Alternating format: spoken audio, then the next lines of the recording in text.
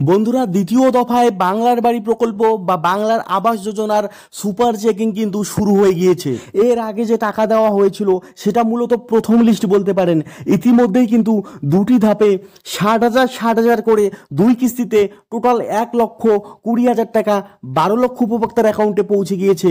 তবে দ্বিতীয় ধাপে কারা বাংলার বাড়ি প্রকল্পে পাকা বাড়ি পাবেন তা কিন্তু ঠিক করতে ময়দানে নেমেছে জেলা প্রশাসন। আজকের দিনে সেপ্টেম্বর 9 তারিখে একটি সংবাদপত্রে একটি জেলার সম্পূর্ণ রিপোর্ট চলে এসেছে। তো আমি এখন সেটা আপনাদেরকে দেখাবো। তার আগে আপনাদের কাছে আমার একটি রিকোয়েস্ট থাকবে, আপনারা ভিডিওটিতে একটি লাইক দিয়ে চ্যানেলটিকে সাবস্ক্রাইব করে রাখবেন। দেখতেই পাচ্ছেন সেপ্টেম্বর 9, 2025 দ্বিতীয় ধাপে কারা বাংলার বাড়ি প্রকল্পে মাথার উপর পাকা ছাদ পাবেন তা ঠিক করতে ময়দানে নেমেছে বীরভূম জেলা প্রশাসন। তো এখানে একটি জেলার কিন্তু রিপোর্ট চলে এসেছে, আপনারা দেখতেই পাচ্ছেন। জেলার 19টি ব্লকেই পৃথকভাবে নতুন উপভোক্তাদের তালিকা তৈরির জন্য সুপার চেকিং পর্ব শুরু হয়েছে। যোগ্য উপভোক্তাদের বাছাই করতে বাড়ি বাড়ি গিয়ে সার্ভে করা হচ্ছে। ইতিমধ্যে সেই কাজে গতি এসেছে।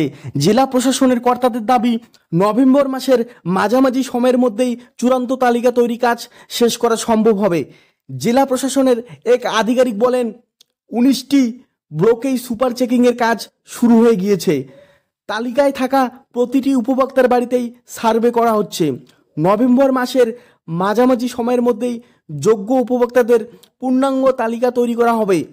পরবর্তীতে ডিসেম্বর মাসে সেই তালিকা পঞ্চায়েত ও গ্রামীণ উন্নয়ন দপ্তরে পাঠানো হবে।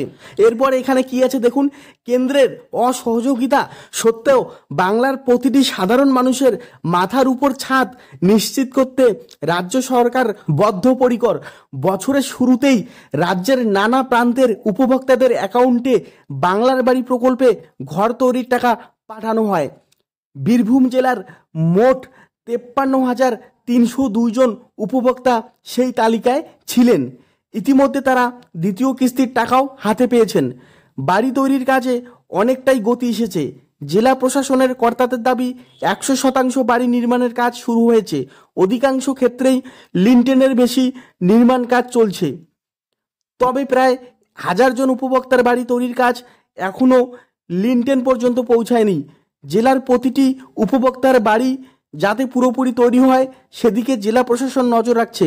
সেই সঙ্গে দ্বিতীয় ধাপে উপভোক্তাদের নামের তালিকা প্রস্তুত করতে জেলা প্রশাসন তোড়জোড় শুরু করেছে। এরপরে দেখুন, জেলা প্রশাসন সূত্রে জানা গিয়েছে, পুরনো তালিকা অনুসারে জেলার তালিকায় প্রায় 55,000 উপভোক্তার নাম রয়েছে। তালিকায় থাকা প্রত্যেক উপভোক্তাই কি যোগ্য তা নিশ্চিত করতেই এবার সুপার চেকিং শুরু হয়েছে। সূত্রের খবর, মাসখানেক আগে সেই কাজ শুরু হয়েছে। এই কাজে ব্লক প্রশাসনের অফিসাররা তালিকা অনুসারে উপভোক্তাদের বাড়ি বাড়ি পৌঁছে যাচ্ছেন। সার্বিক পরিস্থিতি খতিয়ে দেখে উপভোক্তারা আদৌ যোগ্য কিনা নিশ্চিত করা হচ্ছে। এছাড়া কোনো ক্ষেত্রে উপভোক্তার পাকা বাড়ি থাকলে তা জিও ট্যাগিং ছবি সহকারে নির্দিষ্ট পোর্টালে আপলোড করা হচ্ছে। পাকা বাড়ি থাকলে কোনো বাসিন্দা নতুন করে বাড়ি পাবে না।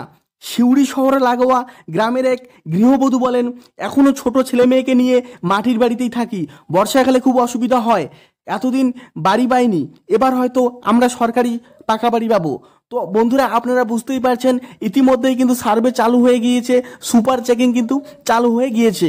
তো এরপর যদি নতুন কোনো আপডেট আসে তাহলে আমি আপনাদেরকে অবশ্যই ভিডিওর মাধ্যমে জানাবো। এখনকার মতো ভিডিও আমি এখানেই শেষ করছি। আবার দেখা হবে পরবর্তী ভিডিওতে। ধন্যবাদ।